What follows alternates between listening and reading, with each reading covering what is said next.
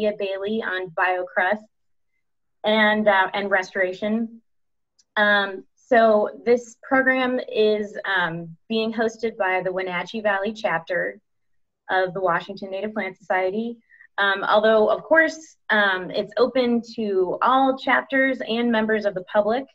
And so I just would like to welcome everybody from Wenatchee Valley and from the WNPS as a whole, and then also welcome to any members of the public who are not members of the organization. It's really wonderful to see everybody here, tonight. So that's great. Anybody who is not a member of the organization, if you're interested in learning more about membership, you can visit www.wnps.org to learn more about membership. And also to those of us who are members, don't forget to do your annual renewal, which is due, I think it's due next month, but it's always a good time to go ahead and get that out of the way. And you can also do that at the same website, which is wnps.org. So as I mentioned tonight, Lydia is going to talk about biocrusts. If anybody has any questions for Lydia, we have two ways of taking questions and comments. The main one will be in the Zoom chat. So if you, it's usually in the bottom of your screen, but it might be in the top. There's a chat bubble, which you can open up, and you can send messages to Lydia and the other moderators. And then there's also a Q&A button that you can ask questions via that as well. And so Lydia is going to answer some questions about midway through her presentation, and then she'll also save some time at the end for additional questions if more arise. So feel free to chime in, say hi to friends if you see any, via the chat box or the Q&A. A quick thank you so much to Denise and the state organization for providing this Zoom venue for us to continue to meet. And thank you so much to Lydia for being willing to come speak with us today during these uncertain times, and with this, for our chapter at least, novel form of doing programs. So on that note, I'm going to welcome Connie Mamel, who is the president of the Wenatchee Valley chapter. Thank you, Connie. All right, and yes, welcome everybody, and this webinar will be archived and available online. I noticed somebody was asking about that, so that will be available to you, and I'm very happy to be able to introduce Lydia tonight. Lydia received her bachelor's degree in biology and environmental science from Whitman College in Walla Walla. She worked as a botanist and a soil scientist for federal agencies around the West until 2017, when she started a PhD program at Northern Arizona University. Her research is on the application of biological soil crusts in arid land restoration and the relationship between crusts and vascular plants. Lydia is currently working with the Wenatchee Field Office of the Bureau of Land Management to develop and test the methods. And tonight she will give us an introduction to the field and describe her ongoing projects in Washington. So welcome, Lydia. Thank you for being here, and we're ready for your screen. Great, thanks for having me. The host disabled screen sharing.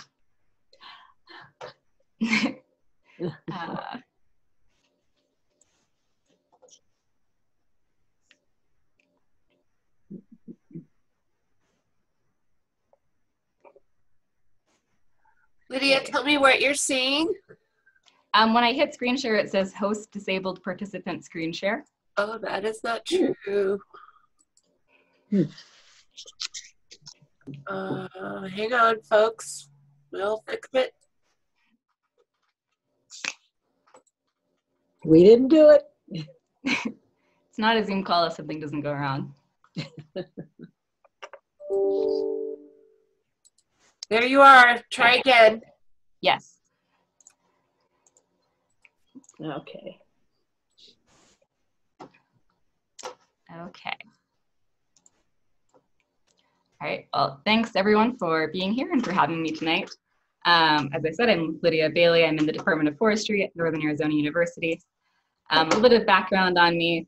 I was primarily a botanist since graduating college. On the left here, you see a typical photo of me holding up everyone on a backpacking trip so I can ID some plants. But in the last couple of years, I've transitioned to Biocrusts and some of the less obviously charismatic organisms. And most of my research is in the Mojave Desert, but I also do work in Wenatchee, Washington. And I'm really glad I have an excuse to get back up into sagebrush country every year. So I'm going to go over a couple things in this talk. We'll cover biocrust biology and function, their use as a restoration tool, and the state of the current research on that tool, as well as specific work we're doing in Wenatchee. So biocrust isn't an organism, it's actually a whole community of many members, including bacteria, algae, lichens, mosses and liverworts, and fungi that live together in varying proportions in the soil surface. They've gone by many names over the years, so you might also know them as cryptogamic, cryptobiotic, or microbiotic soils. I'll give a quick highlight of the three big players in biocrust, which are bacteria, lichens, and bryophytes. When we talk about bacteria, we mainly are excited about cyanobacteria, which are also called blue-green algae, but are not algae. These are photosynthetic bacteria that live in the soil and form really incredible colonies. Cyanobacteria are one of the earliest members of biocrust, one of the earliest stages of biocrust, and they are also motile in the soil. They can move up and down when the soil is wet or dry, which makes them really impressive and cool bacteria.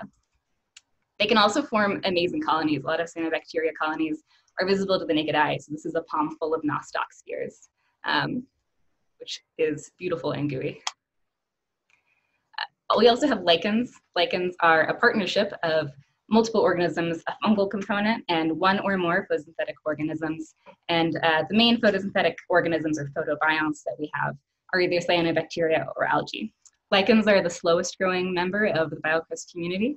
And the cool thing about these lichens is that they live exclusively on the soil surface. You are probably familiar more with lichens that live on tree branches or rocks, but these are completely different species that are soil dwelling. There's a couple different features of the lichens we have. Here are two of my favorite biocrust lichens, Sauridicepans and Kallima, and they have different forms. The top one is a stratified form. You see these more classical kidney-shaped leaves almost. And then you have Kallima, which is a jelly lichen, and is the texture more or less of a thick skin jello. They have different photobionts as well, algae versus cyanobacteria, which gives them some different abilities when it comes to nutrient fixation and some of their really cool biology. We also have mosses and liverworts. They're not a big component of most biocrusts, but mosses are a really cool part. They can grow really quickly, and it's amazing how much moss you might find in like the most arid deserts. They're really abundant in the Mojave, and some of these genuses are cosmopolitan. They grow all over the world. On the far right here, you see my favorite moss. We call it hairy terry for obvious reasons. If you've seen one photo of biocrust ever, it probably looks something like this and was taken on the Colorado Plateau surrounding Moab. The soil here is super red, and so all of that darkness and the bumpiness you see in the foreground is pigmentation and structure formed by the biocrust organisms. But biocrusts live all over the world, all over the US, and they take a lot of different forms. We tend to talk about crust based on their dominant organism. So in the Mojave, you might see these cyanobacteria and lichen-dominated crusts. On the left, you might not even recognize that is a biocrust, but the soil there is completely full of cyanobacteria that are providing a lot of important function to the system. In the Sonoran, there's some really fascinating liverwort-dominated crusts. The liverworts will spend most of their life completely dehydrated, shriveled, brown, and invisible until a rain comes, and then they unfold and green up and form this really lush carpet. Up in the Great Basin and sagebrush country, you might see some of this more moss and lichen-rich community. It's a little bit wetter, a little bit cooler, and so it's a better habitat for these really beautiful and diverse mosses. Biocrust doesn't just occur in what you think of as typical deserts, though. All across the West in the mountains, after fires, you might see this bloom of of mosses on the soil surface. These are a group we call fire mosses, and they rapidly colonize burned soils, and they help stabilize the soils and eventually give way to the vascular plant communities that you more expect in a forest. Of course, crusts are found not just in the US, they're found around the world, from the Atacama deserts of Peru to the Icelandic highlands. Their morphology, their members are mainly shaped by the temperature and the moisture regimes in an area. So you might have crusts ranging anywhere from smooth, flat plains to these amazing pinnacles and miniature valleys. But there's some unifying features that are true of pretty much all crusts. The most amazing one is their desiccation tolerance. Biocrust organisms can completely dry without dying. In fact, they can stay dormant for years, decades even. There are examples of people taking moss fragments out of herbariums that are 10, 15 or more years old, hydrating them and having live fragments in the moss still, which is a great power. They can live in really harsh, dry environments. But on the downside, they spend much of their life inactive. In the Mojave, it's estimated that about 30 days out of the year are actually moist enough for the crust organisms to be photosynthetically active and functioning. Here is a real-time video of a Centrichia moss stem being rehydrated. Centrichia is a moss that grows in crust all around the world, and it's one of the most impressive, showy members of the crust community. This is our one party trick, really. So they rapidly go from completely dormant to photosynthetically active in a matter of seconds, which is a really exhausting process. And so there's actually some downsides to this as well, because if you apply just enough moisture to wake a crust up, but not enough to keep it moist long enough to photosynthesize and regain that energy, you can tire a crust out and actually damage it by repeated, really small rain events. Crust organisms are also totipotent. This means that a small fragment of these organisms, a little bit of a moss, a leaf, a single squamule of a lichen, can survive and reproduce. So biocrust can spread multiple ways, one being sexually by producing spores, but maybe even more commonly, asexually, wind-borne fragments being moved across the landscape in the dust. So biocrusts do have some weaknesses. One is that they are typically very slow growing because they spend so much of their time dormant. This means it can take a really long time for a mature crust to recover from a disturbance. They also are, they're very vulnerable to crushing type disturbances like cattle grazing, construction, off-highway vehicles, even off-trail travel. And so that's why our mantra in the crusty world is don't bust the crust. Try to avoid the crust communities when you see them. So there are a lot of great functions that biocrusts provide to the ecosystem. But a lot of these are pretty complicated and nuanced. I'm going to give you the quick takeaway message for some of the main, most exciting functions that biocrusts provide. The first is soil stability. All the members of the biocrust contribute to this, but one of the most impressive ones being the cyanobacteria. You can see in this top middle photo, I don't know if you can see my cursor, there are strands of cyanobacteria binding together little tiny fragments of sand. And in this top right photo, these threads you see are actually cyanobacteria holding the soil together, even against gravity.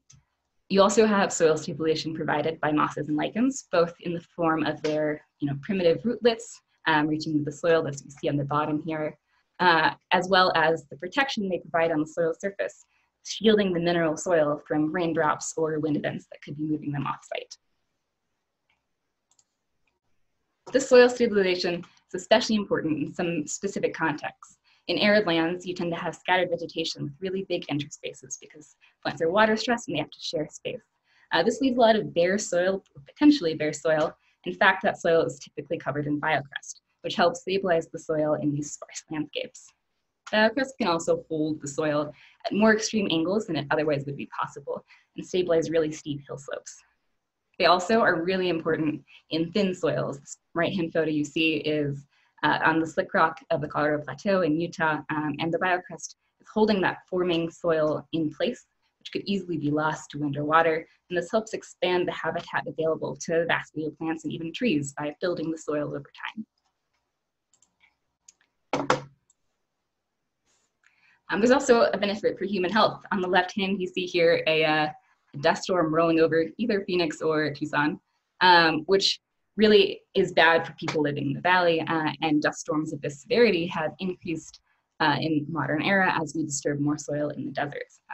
Biocrusts provide a great protection to this wind erosion, and if we had intact biocrust, we would likely have significantly fewer of these devastating kinds of windstorms. They also influence hydrology, meaning how water moves on a site and how it's absorbed into the ground. The roughness of the crust creates these sinuous textures that slow water down and increase the infiltration or the absorption of water into the soils. The members themselves also have some really impressive water holding capacities. Some mosses can hold 1,000% their weight in water. The crust also helps keep soil moist once the water is already in place by shielding the surface, so you lose less soil to evaporation. There are some exceptions to soil crusts and hydrology and infiltration. Really flat crusts might actually increase some sort of surface erosions or sheet erosion, but in general, if you have crusts, you'll have wetter soils. There's also some impressive influences on soil fertility in a couple different ways. One is dust capture. Dust, you might not think it, but it's actually a really resource-rich material. It's full of nutrients and minerals and components that plants and biocrusts both want. So on the left here, you see the dotted line shows you a single hypothetical soil horizon over the sand grains. And biocrust can not only help capture the dust blowing across the soil by providing this rough texture, but also grow over that dust and retain it in the system, which helps not only their own growth, but the vascular plants around them. They also do some direct nutrient fixing. A lot of the organisms are photosynthetics. They bring a lot of carbon into the soil. And also there's quite a bit of nitrogen fixation going on, mainly by cyanobacteria and cyano-containing lichens. These can be a really major contributor of soil fertility. And since nitrogen is often the limiting component or the limiting nutrient in these systems, they're really important to the overall health of the area. When active, it's estimated that a crust cover is equivalent to a leaf covering the entire soil surface. Vascular plant relationships is pretty complicated. Biocrusts can influence vascular plants in a couple different ways, some indirectly by, as I said, in doing soil stability and nutrient capture and changing the temperature of the soil, and some potentially more directly. There are some members like vascular mycorrhizal fungi, which are fungi that actually grow inside of the roots of vascular plants and help them access water and nutrients, which we consider a biocrust community member, which have more direct relationships on vascular plants. But this relationship, it's super complicated. And like so much in science, it depends. Biocrust can capture seeds, organic matter, and water and bring them together in these perfect little shaded valleys of microtopography, which can really encourage germination in plant establishment. However, some lichen morphologies, like this really thick layer of squamules of lichen, can actually prevent germination from germinates from establishing because they block little rootlets from being able to reach the soil. That could be good news. Like in this photo, you see a cheatgrass sticking on top of lichen. You don't want that establishing. But this could be true of any plant growing there. It doesn't discriminate between native and non-native plants. Once the plant does germinate, if it does germinate in the soil, crust increase soil temperature, enhance moisture, they add nutrients. This photo I think is really compelling. You see the same species planted at the same time in a greenhouse experiment. On the left was a unit without any soil crust. On the right was a unit with biological soil crust. And the sheer magnitude of difference in size between these plants is really compelling. On the downside, this is cheatgrass, so we don't really want to be helping that along and encouraging such robust cheatgrass growth. So if you get the plant you want in the crust, it has really great benefits. If it's encouraging plants you don't want, there are some potential downsides. The biocrust relationship to plants is the most simplified, synthesized explanation of how biocrusts relate to plants. As you can see, it's not that simple, but it's really case specific, and I'll give one of my favorite examples, which comes from the gypsum soils in the Iberian Peninsula of Spain. They did this fascinating study using endemic gypsum-loving plants that are really hard to grow, and they took seeds of different species and lichens of different species and put them next to each other. And a given lichen species might encourage germination of one plant, discourage in another, and be neutral on the others. So there's a hyper-species specific relationship between these organisms. That doesn't mean that we can't, it's complicated, but we could still have the potential of capturing these kinds of relationships and using them to help in native plant conservation. So all these functions come together to create a potentially powerful restoration tool. Restoration, especially in arid lands, is really hard, it's labor intensive, and it's resource intensive. And too often, the vascular plants just don't survive. So if we can bring in crust, we could potentially not only restore the soil and soil ecosystem for its own sake, but use that increased soil health to help increase the establishment and success rate of vascular plant seeding or planting. This is a relatively new field. Biocrust as a whole is relatively new. So on the right-hand side, you see a graph of the number of papers a year on Biocrust since 1990. In only the last maybe 20 years was there starting to be an uptick in Biocrust papers. The last 10 years, there was really an explosion. But this is just all papers in general on Biocrust, not even restoration specific. So we don't have a great big body of literature to work from, and we're in the really early stages of learning how to use these techniques. So we are pulling from a lot of other fields, including vascular plant restoration, trying to learn what we can, and also trying to make some new novel techniques for using and growing Biocrust. The main things we're working on right now are figuring out the best ways of salvaging and growing crusts, how to put them out into the field, and how to make sure they do well once they're there. So one of the classic ways we do this is salvage. This is only really sustainable if you can target areas that are already planned for disturbances. We've worked with BLM and Forest Service offices around the country to know when they're going to be doing some sort of activity that will disturb the soil in a large way in an area with crust. For example, expansion of a trailhead, the establishment of a new mine pit, these kinds of things that are planned, we can go out in advance, pull all the crust that we can out of the area, and potentially even store it for long periods of time as long as we keep it cool and dry. The goal of crust collection is you want to get the thinnest layer you can because then you'll have the most concentration of live organisms. So classically, we've done this by hand using things like cement trowels. Occasionally, if you're in the right soil, you can get away with like a snow shovel, but it's pretty labor intensive and it's hard to scale that up to some of the larger kinds of disturbances we work in. In December of 2019, we did our first mechanized larger scale collection of crust using a backhoe provided to us by a gypsum mine in Las Vegas, Nevada, who we're working with.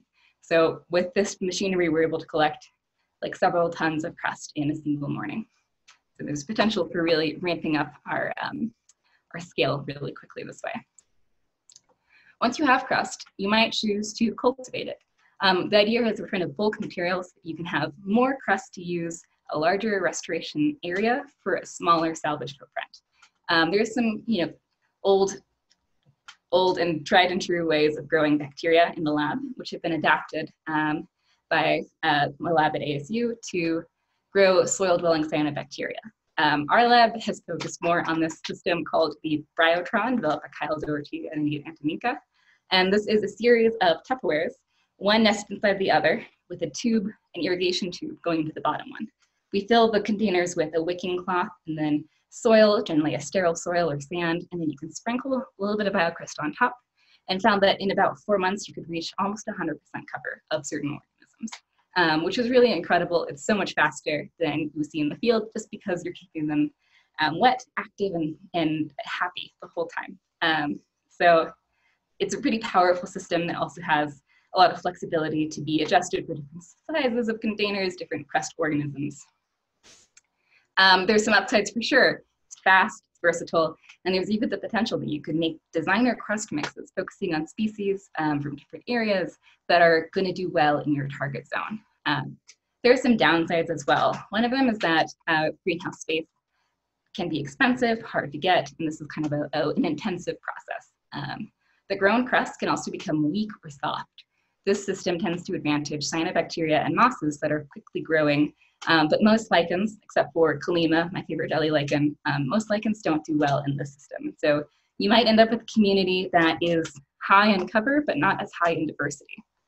We also found that sometimes these crusts, because they are grown in such lush conditions, they do poorly when you take them back out into the Mojave and expose them to all of that UV and the drying and just the extreme conditions.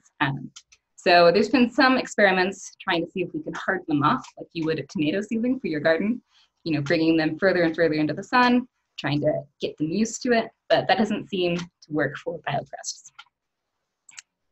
Another option that we've started exploring is outdoor growing. In these systems, we're adding water, we're adding shade, we're trying to make the environment a little nicer so that the growth rate is greater than you see in the field.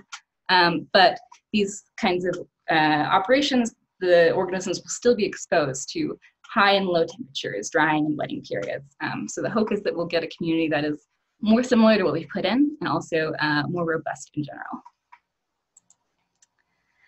There's some potential for scaling up here as well. This is a photo of the Biocrust farm near Moab, Utah, run by Colin Tucker in collaboration with the Nature Conservancy.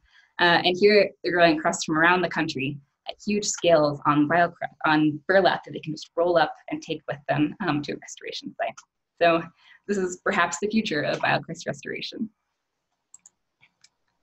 So once you have crust, you need to put out in the field. We tend to talk about inoculums, essentially like biocrust seeds or little fragments. And we pretty much always pass our inoculum through a sieve first to make it smaller and easier to work with. There's also been some studies that show certain size particles are more likely to land sideways or on their top as opposed to all upside down. Because if you put a leg upside down on the ground, it will die. So you want to make sure you have enough organisms facing up that they can really thrive. We've tried some methods that are copied from vascular seeding, including pelletizing the crust by mixing it with diatomaceous earth. This is something that could potentially even be mixed with both crust and seeds into one little perfect restoration packet that you could spread, from a truck, by hand, from a helicopter, all sorts of options. There's also been some experiments in mechanizing it into a seed drill.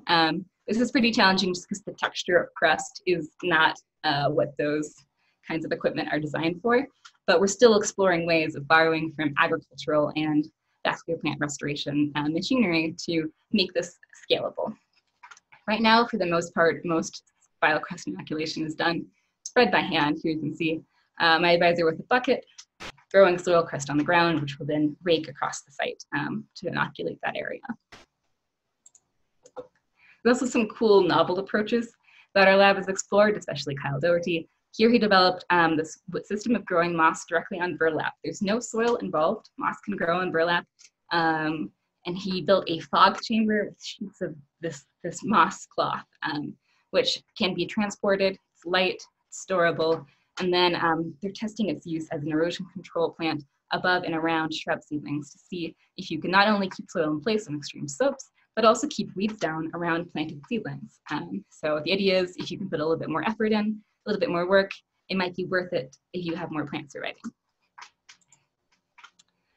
So one other challenge we have is that freshly applied crust, once you scatter it on the ground, they can be lost to wind, water, even insects, in some cases of ants, literally taking every little stem of moss in a plot, picking it up and carrying it into their homes, especially after fires or in harsher environments where there's not a lot of other food options.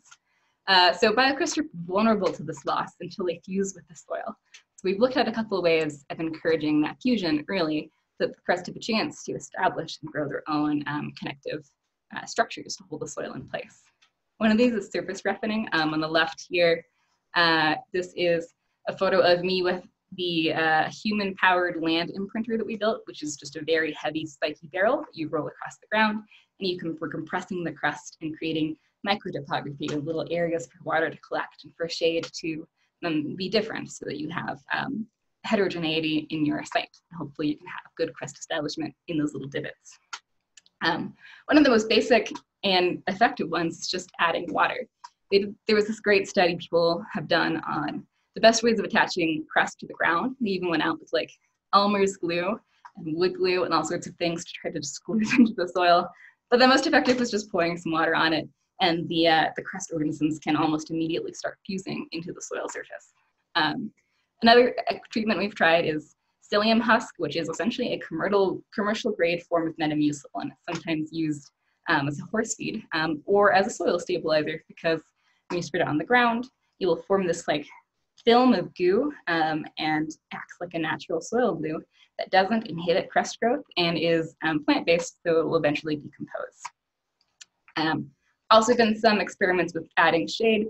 This is hard to scale to large areas, of course, but is also somewhat effective, as well as this straw border method of preventing wind erosion. So the straw blocks the wind blowing along the ground, blocks sheet erosion or sheet flow of water, so you can give the crust more of a chance to get its feet under itself. I want to give a quick note on Biocrust and sagebrush country. Probably the least studied Biocrust system in the US. A lot of the Biocrust research is based out of the Southwest. You know, the sort of heart of crusty research has always been Moab, Utah, and starting to spread out. But we still have a lot to learn about Biocrusts and sagebrush. I wanted to give a shout out to Lee Condon, who's a researcher with USGS out of Reno, who is sort of heading up the push to learn more about how biocrusts are important in sagebrush. And there's some really cool findings that she's already come out with. And one of the coolest ones to me is that biocrust cover can actually increase site resistance to cheatgrass invasion. I'm sure you're all familiar with cheatgrass, but just a reminder, it's a non-native grass that is responsible for changing the fire regimes in sagebrush country and causing really catastrophic fires to which we're losing a lot of native plants. And so anything that we can do to fight cheatgrass invasion is amazing. And in fact, this phenomena was one of the first things that got me excited about crust. I used to work as a rangeland health surveyor for the BLM, and walking around in the sagebrush, I kept noticing the areas of high crust and low cheatgrass. And I was really excited about this possibility, and even more excited to learn that someone had already studied it and confirmed that is in fact a thing. So super cool, super good function. Biocrusts also in the sagebrush respond differently, different components respond differently to disturbance. So depending on your disturbance level, you may see really different communities.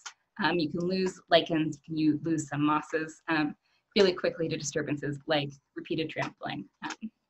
So this might be why you see really different levels of biocrust development, even in a similar ecosystem in a small area, just based on the disturbance history of a site. And Lee is also responsible for the first tests of biocrust restoration in Pacific Northwest sagebrush ecosystems. Okay, so that's a lot of background. My next segment will be talking about my work in Wenatchee in particular, but I figured I could pause here for a second and see if there's any questions about crust in general. Let me try to get back to the Zoom.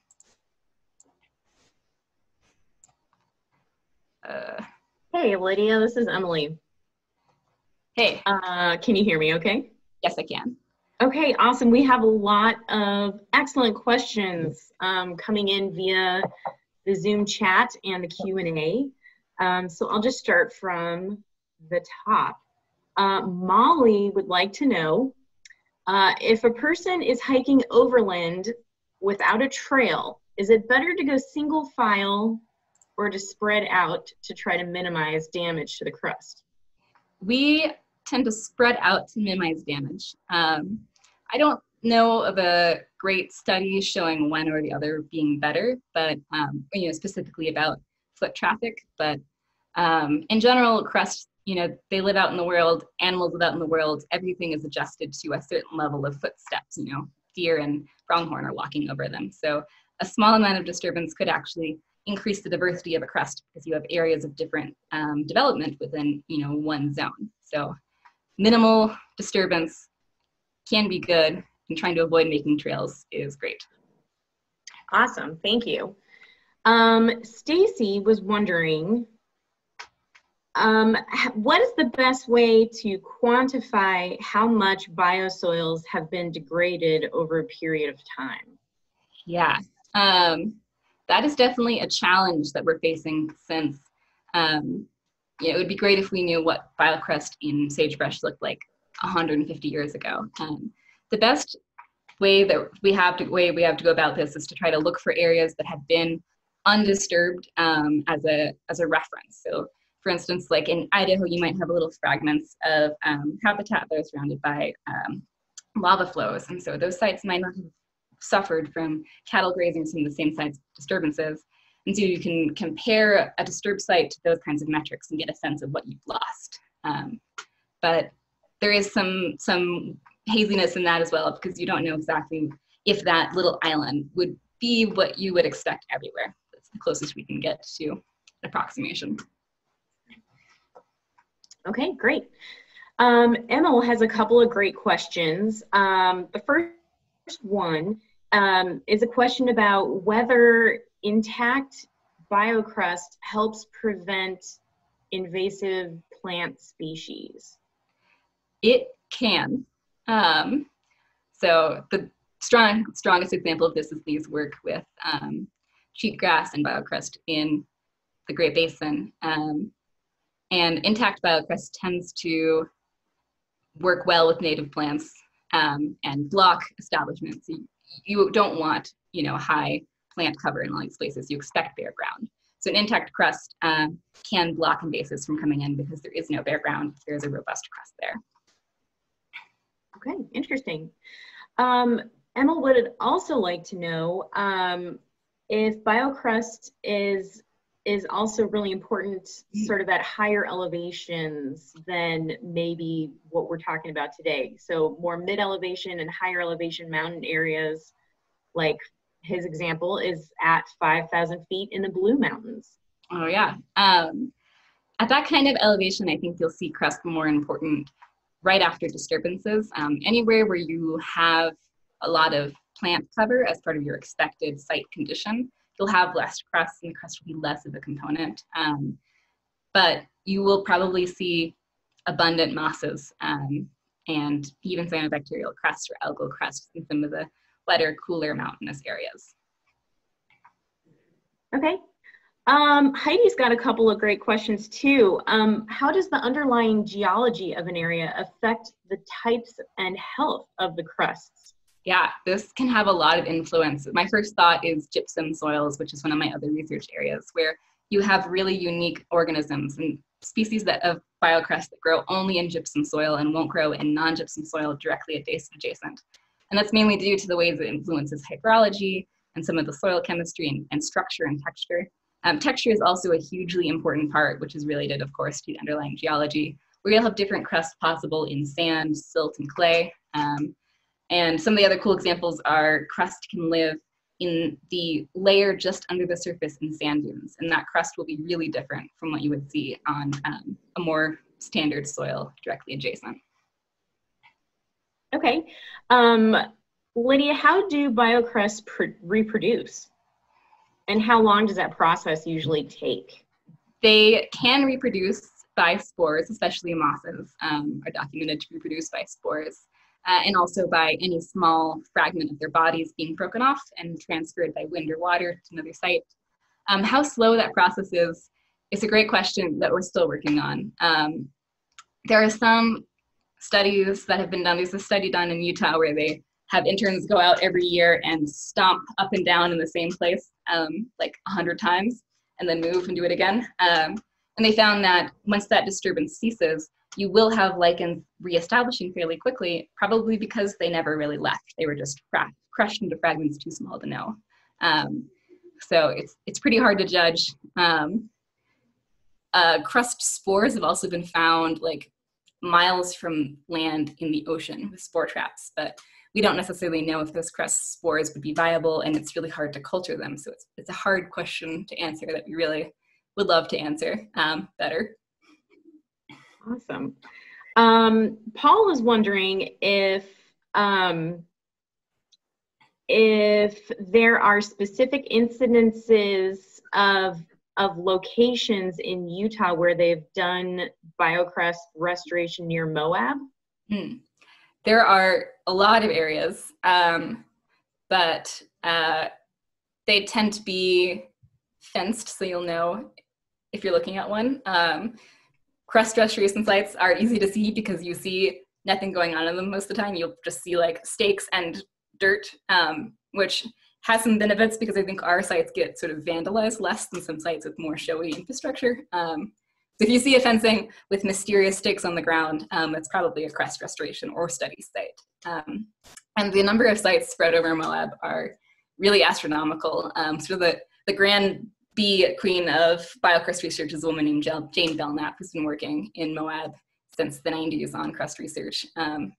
And over like every little hill as you drive through Canyonlands, there's a secret crust research site. You know, funny you mentioned it, just as a total aside here, but I actually worked on one of Jane's projects back in the day, so that's pretty cool. Yeah.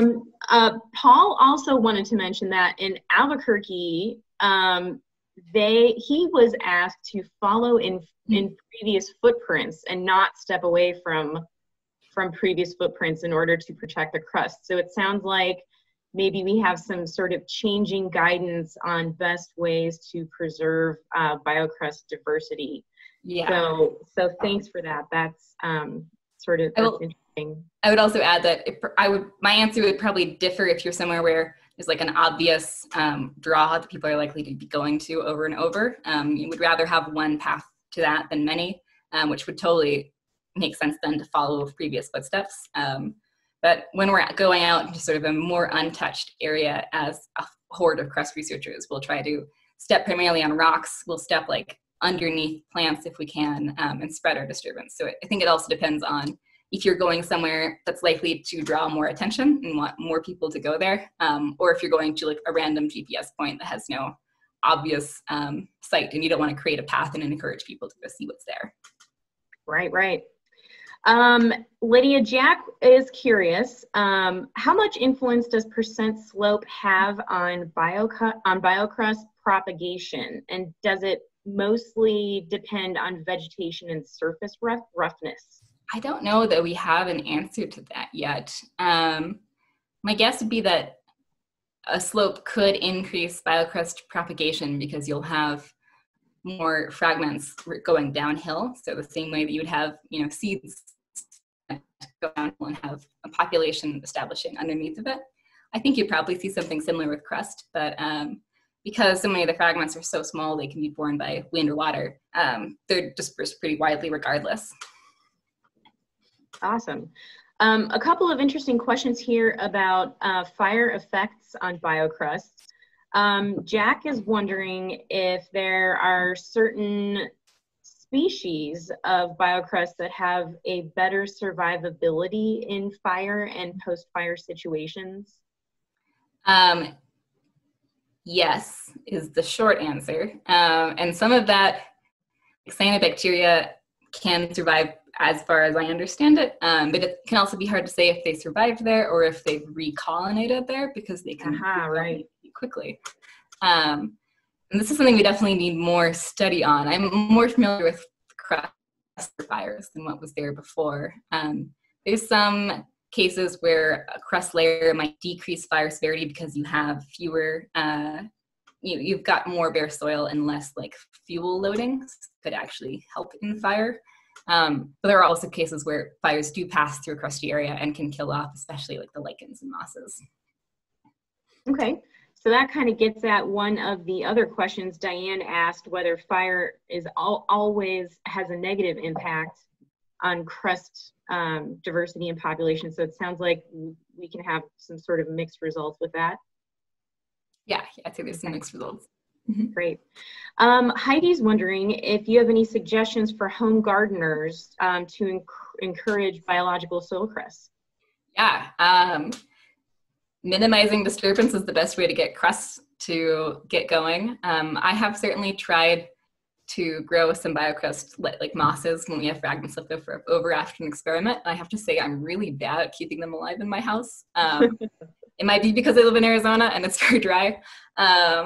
But yeah, I'm not great at growing mosses at home, but other people have succeeded. I have some friends who, when they're out on the sidewalks in Flagstaff, they'll see some mosses and like dig them out of the cracks of the sidewalk and bring them home and establish a moss garden all around their house. So, probably anything you do for other plants too, adding a little bit of shade, a little bit of moisture, and leaving the soil alone should create biocrusts.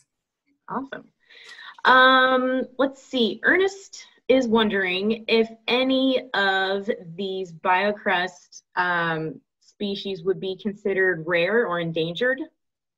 Yes, there are rare and endangered and even endemic biocrust species. I know less about the Washington community, but I work in Gold Butte National Monument in Nevada, and there is a moss that grows exclusively on gypsum soils in Gold Butte. And that's, not uncommon. They definitely are, there's probably a lot more diversity in the crust represented than we see, when we're IDing as well, because a lot of these organisms are really hard to identify in the field, especially lichens or dehydrated mosses. So I bet there's a lot more endangered crust organisms than we even know about. Interesting. Okay, Lydia, my husband David would like to know, how do you measure soil stability, and how much does crust affect soil stability? We measure soil stability in several ways. We use the standard soil aggregate stability, or SAS test, which you use in a lot of rangelands, where you take little bits of crust and you put them on a sieve and you dip them up and down in water and see how well you'll survive it. But there's been some really cool developments recently on how to measure crust function more effectively. And so there's a researcher in Australia, Max Allen Cooper, who's focusing on developing these functional measurements. And some of his methods include like putting a little bit of moss, gluing it to a board, putting soil on it, and then blowing wind across it and seeing how much soil it can hold onto. Or doing the same with water. Or there's been some talk of building miniature wind tunnels so we can measure wind erosion in the site. You can also use some aeolian or dust research techniques, such as aeolian traps, which look kind of like a weird mailbox with a bunch of metal open-ended tubes like bolted onto it. And you can put that in the site if you're measuring stability over a larger area, and look at the amount and kinds of dust that accumulate at different levels off the soil surface, and use that as a metric of how much erosion you have going on. So this is a long-winded answer. We also use erosion bridges sometimes, where we can try to monitor sort of how much soil is lost in the small given area. That's especially useful in things like water erosion, or we'll build little traps at the bottom of a hill and collect all the sediment that's coming off of it. That's most of the ways. Awesome. Thanks. Dave's excited by your lengthy answer. That's great. We still have a couple questions coming in, which is fantastic. I just want a quick reminder, anybody that has questions, feel free to use either the Q&A or the webinar chat box. Lydia, Kim is curious. There's a term here that Kim's using that I'm not sure about, but hopefully you are. Kim would like to know if soil crusts are a form of biofilm. That is a hard question for me to answer. We're currently working on trying to develop a standard definition of biocrust, because the classical definitions of biocrust have specifically been in soils in arid landscapes, but we're now recognizing that you have crusts in areas that aren't traditional arid landscapes. You have crust in all sorts of places. There's even been some evidence of crust being on the soils in the rainforest of Peru. And so that's an evolving definition. My understanding of biofilm is that it's more of a layer, a substrate like a rock or soil, on which layers of organisms are accumulating, and that there's less of like an interaction between them, but that could be uninformed. So the hallmark of biocrust is that you have these organisms enveloping and interacting with mineral soil particles. Okay, yeah, that's my attempt. Awesome. Kim, if that doesn't quite answer your question, feel free to type in if you want some further follow-up on that. Let's see what else. A. Hardman would just like to point out, I think in reference to Ernest's earlier question about endangered biocrusts, A. Hardman would like to point out that Texasporium santajacobii is an extremely rare species in eastern Washington. I think it's a lichen. So thanks, A. Hardman, for bringing that one up. Lydia, Matt is curious what you would say is the largest threat to biocrusts. I think the largest threat to biocrusts is repeated disturbances. In the Mojave, one of the biggest threats is solar development, things that huge disturbance, there can be square miles of area that is completely raised of all organisms. But sort of the one we're starting to understand is more important even now is, in fact, climate change, unfortunately, because the changing weather patterns that we're likely to see in the Southwest, where our precipitation is traditionally biennial. We have big winter rains and then a monsoon in the late summer. But as precipitation patterns shift and we start getting more small rain events in the hottest times of the summer, those kinds of rain events can actually kill a crust because they're, as I said earlier, they're enough to wake a crust up out of dormancy, but not enough to let it recoup that lost energy. And so those kinds of rain reduction events or shifting in rain patterns are likely to result in the loss of some of the more complex biocrust organisms, especially the lichens and the mosses. Cyanobacteria fare a bit better. Okay, a couple more. Elizabeth had a question about the interaction between crust and grazing wildlife. She's wondering whether native wildlife has a negative interaction with biological soil crusts, and then whether there is an adaptation, if the crust adapts at all to this pressure. Yeah, I mean, crust definitely evolved in areas with grazing behaviors, and some of the difference between like a native wildlife and things like wild horses or cattle are the grazing behavior, where they're more likely to be moving across the site and not returning as much and congregating in large amounts in the same small area. So things really change that kind of behavior and result in more loss of crust. A minimal amount of damage to crust is and is likely to increase the diversity of an area because you'll have early successional next to late successional. And if you have just a couple isolated, like a pronghorn foot is relatively small, these little isolated patches, there's lots of propagules surrounding them. So that area has a better chance at being recolonized and recovered than a solar facility that's miles wide, where the crust particles will have to travel much further in order to recover. All right, awesome. Let's see. I feel like I'm missing one here. Oh yeah, Stella was wondering if there is some sort of biocrust in all undisturbed, on all undisturbed soil, or if biocrust sort of only exist in certain areas. I would say that anywhere you have what you might think of as bare soil could have biocrusts.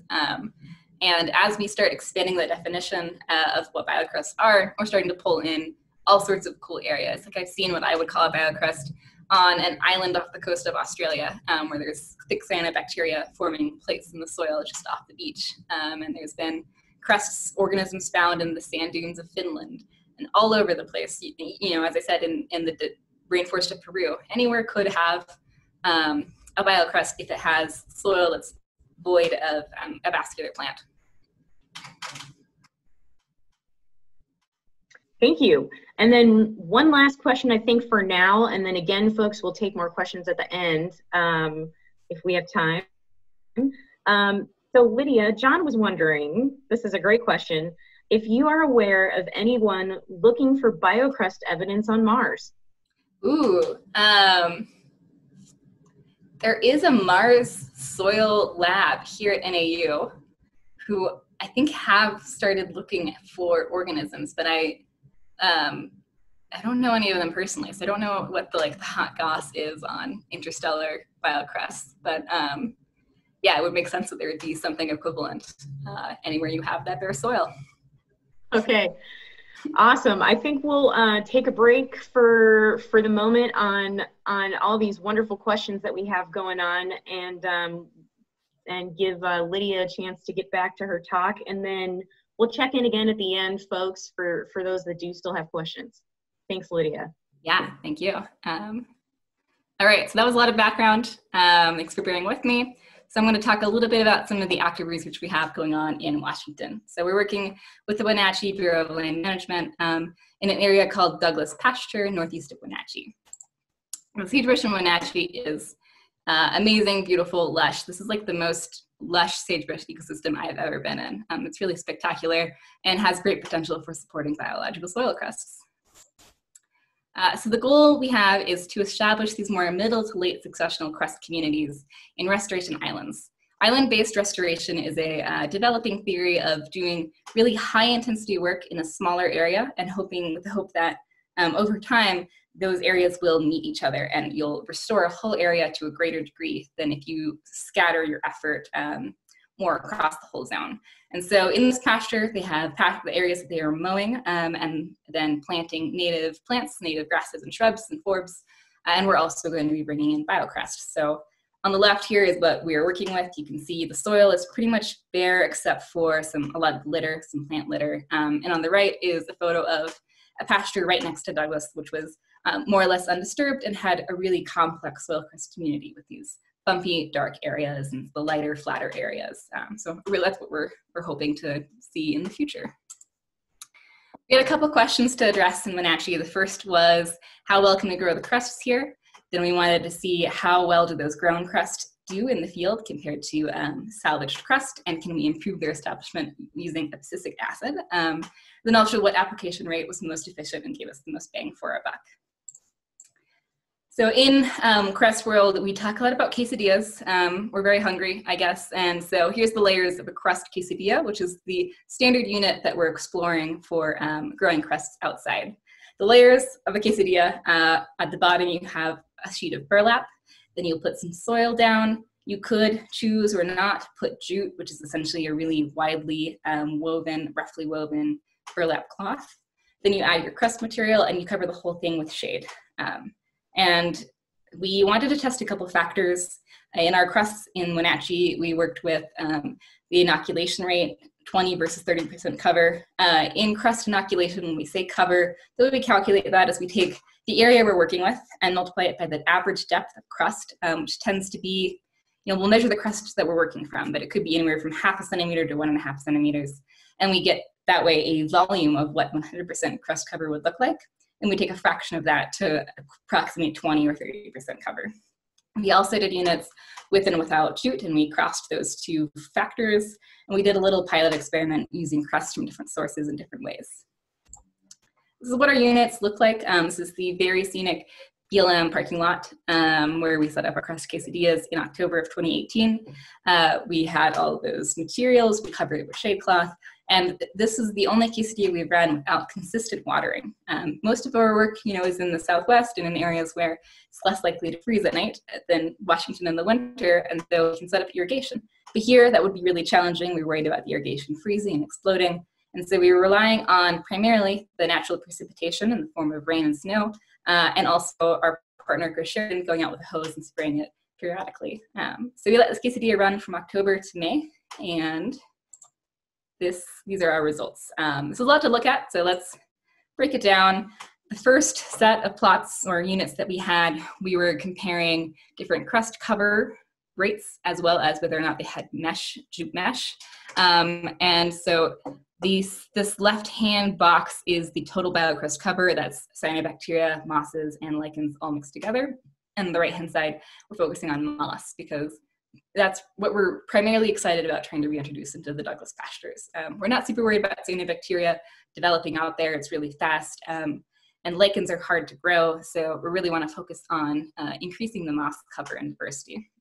So this column here is the percent increase. So you can see they reached up to almost 100% increase. There were no super clear patterns here. We did succeed in growing crust, but we haven't found the silver bullet for how to grow a lot of crusts quite yet in this system. We also tried some kind of more wild options. One of that is we looked at different crust sources because we had buckets of crust that were from areas that were more lichen dominated and buckets that were more dominated by the moss and trichia. And so we wanted to see how those different sources did. So we, in the first experiment, we mixed them together, and in the second one, we used them separately.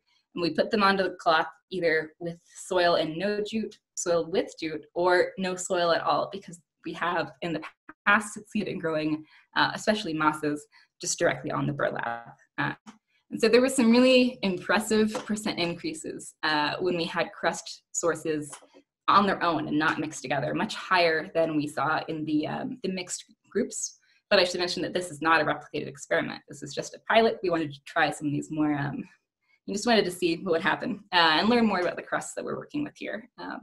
So overall, at this rate, if you average all this together, it would take about 8 to 12 months for crusts to double or completely double in their cover. And so we're hoping that we can get a faster rate. We'd like to do another round crust growing in Wenatchee and tried to increase the moisture and the watering frequency so we can see if we can up that rate and make it more efficient. So then we took the crusts that we grew, as well as some crusts that we salvaged, out into the pasture, and we did 2 experiments where we were seeding biocrust on the ground. This is more or less what the process looks like. You grind crust up, you carry it out, put it on the ground, and then kneel on the ground, put your face as close to it as you can without touching anything else, and look at all the mosses. The first experiment we did was the source viability. So we were comparing whether or not crust that we grew did as well as crust that we took directly from the field. And so we have 10 replicate blocks, each with 4 plots. These plots are 1.5 meters by 1.5 meters, and in them we either added nothing, we added directly salvaged crusts, the crust that we grew, or the crust plus abscisic acid. This abscisic acid is a plant growth hormone, I believe, which generally encourages seed dormancy and some other things like that in vascular plants. But for rehydrating mosses, it can kind of act like Gatorade because the rehydration process can be kind of traumatic for these organisms. And so by adding abscisic acid into their first watering, you are increasing their osmolyte, almost like their electrolyte balance, and helping them be more robust. So this is something we've tried in the sagebrush in Montana, and this is only the 2nd trial we've ever done of abscisic acid. And we are excited to see if it helps ease the transition into the field. So this was installed in October of 2019, and unfortunately we have not been able to go out and do our first monitoring due to the travel bans going on right now. So we don't have any results for this to present yet, but hopefully in 6 months to a year we'll know which of these is doing the best. So the other experiment we put out here is this application rate experiment.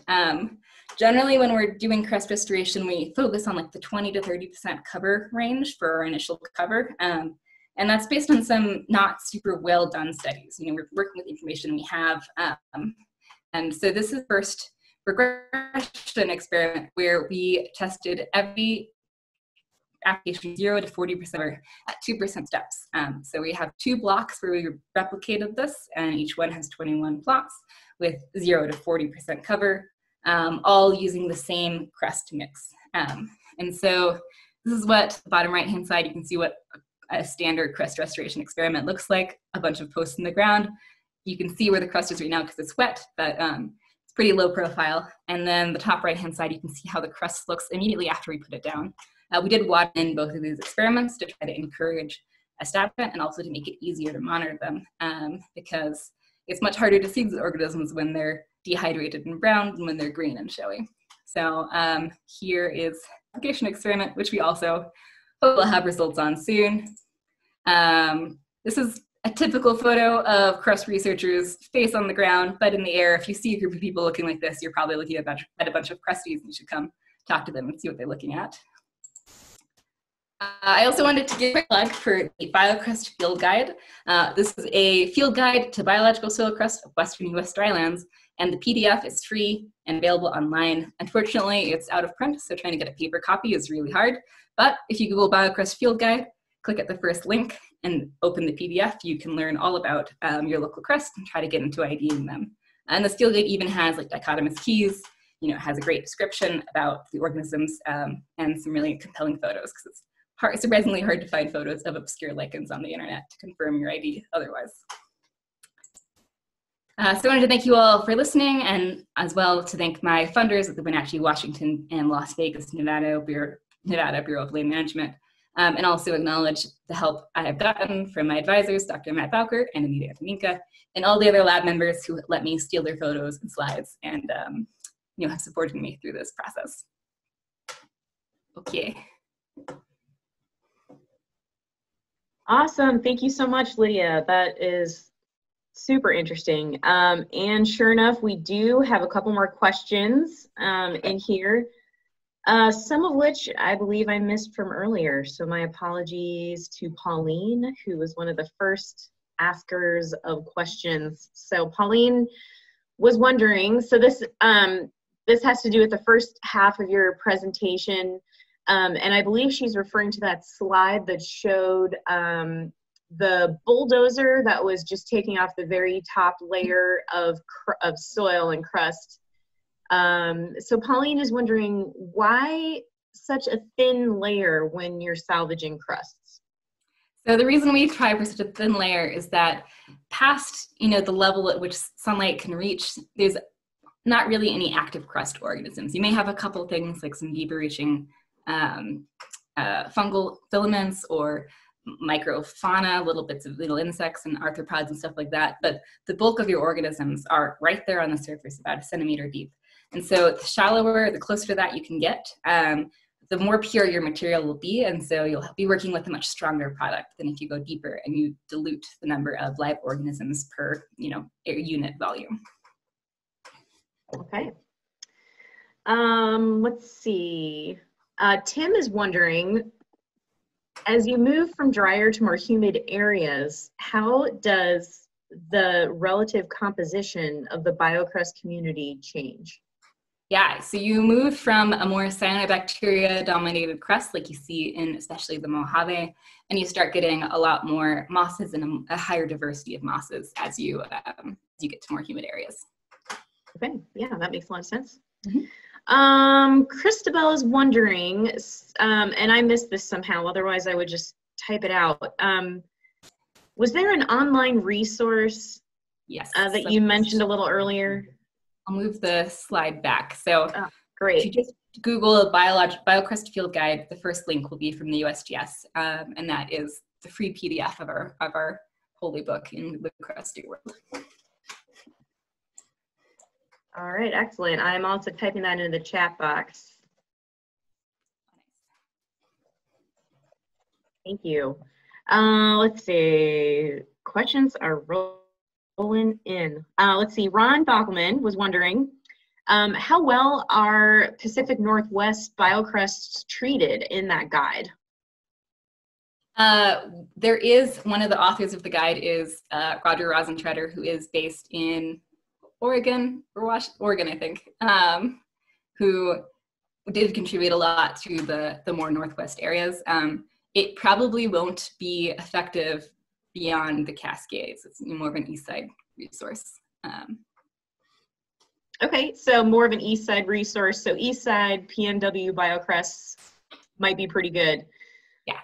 Okay, that's great. I know that Ron does a bunch of work at Wild Horse Wind Farm, so he will probably potentially be well covered in that area. So that's great. Thanks for that.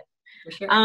David is wondering, what is the best time of year to transplant salvage biocrusts? We like to transplant our crusts right before the coldest, wettest part of the year. And so we in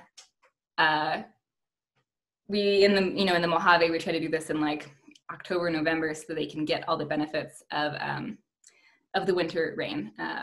And that might differ in different areas. There's some complications with working in really monsoonal parts of the Southwest where monsoons can be really intense and can wipe your crust restoration out. So I guess the short answer is fall is the best time. All right. Thanks for the info. That's great. To add to the info on field guides, Molly Boyder would like to let us know that there's a recent field guide to soil crust and lichens of the Columbia River Basin, and it is called the Biotic Soil Crust Lichens of the Columbia Basin. Sweet. And it looks like actually Amanda Hardman might be talking about the same book that Molly Boyder is talking about. It looks like it's by Bruce McCune and Rosentrecker, Lichen Crust Guide to the Columbia Basin. Yes, so it came out in January 2007. Sweet. So thanks to A. Hardman and M. Boyder for sharing that with the group. Let's see, Jack has another question for us. He's wondering, oh, I just lost it.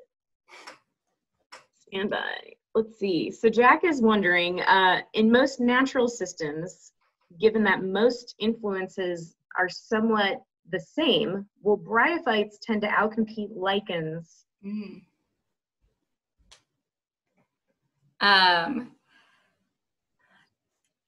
It seems that there are some areas where lichens will thrive whereas the biophytes have a harder time. So the more arid areas like the Mojave, you tend to not have the lichens being taken over by the mosses. I'm trying to think, there are also some lichens that you'll see growing in and out of mosses. You might see this a lot more up in Washington in the Great Basin. You'll see these big leafy thalluses sort of exploding out of, and on top of the mosses. So a lot of these organisms will grow in and around each other. There's even algae and lichen, or algae and fungal filaments growing inside and around the moss cushions. So it's all a big tangle. I don't know. Yeah, that's my best answer for that. Awesome. That's great. Thanks. Let's see. We got a question from Aaron, who's wondering if there's an active GIS database of healthy crust locations in central and eastern Washington that can be contributed to or potentially used for planning and conservation purposes. As far as I know, there might, someone who's Washington-based might have more knowledge on this, but the most sort of comprehensive data set that we try to work with when we're looking at larger areas and crust cover is actually the Bureau of Land Management's Assessment, Inventory, and Monitoring database, which is available online for free. And it involves doing some line point intercept along long transects, and one of the things that you can measure is soil, lichen, and mosses. So you can capture some of that information. It's pretty coarse, and it may depend somewhat on the observer how accurate it is. I think that's the closest we really have. There's also been some development in the world of remote sensing of biocrust. People are coming up with some really exciting packages to read biocrusts from satellites, which could really increase our ability to highlight these hotspots of good crust health, because it's pretty hard to do a comprehensive survey of these organisms. All right, awesome, thank you. Let's see, Susan, I just typed in the name of that Columbia Basin field guide. I just typed into the chat box, so hopefully you can see that. Let me know if not.